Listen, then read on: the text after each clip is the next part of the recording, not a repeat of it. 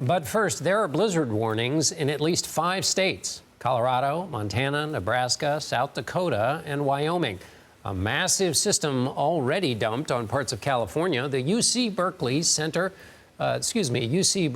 Central Sierra Snow Lab up in the town of Soda Springs had more than 43 inches of snowfall in 48 hours. Here's a look at some of the snowfall totals. California's Lake Tahoe saw 8 inches, while Haley, Idaho saw about 6 inches of snow. For more, here is Carter Evans. Tonight, a winter wonderland in Northern California, the result of a massive storm that blanketed parts of the Sierra Nevada with nearly 6 feet of snow. Powerful winds also wreaking havoc.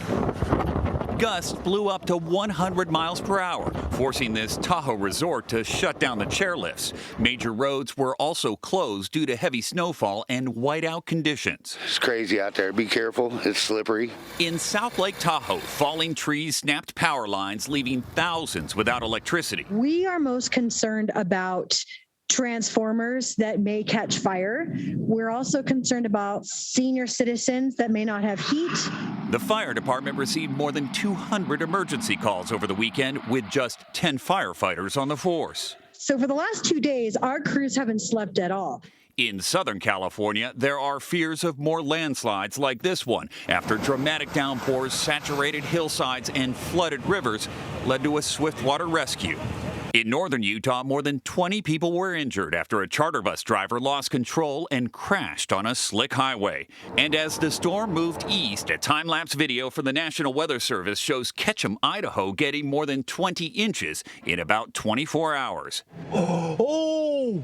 And it brought thunder snow to Iowa. But it's not all bad. The winter weather also means some fun. The year's first snowball fights and awesome sledding. Normally here in Southern California, the winter weather has more of an impact at the higher elevations, like where I am right now. But overnight tonight, we're expecting something that is rarely seen in the Los Angeles area: freezing temperatures and even a frost warning. John? So, Carter, what are the biggest threats now with all of this crazy weather?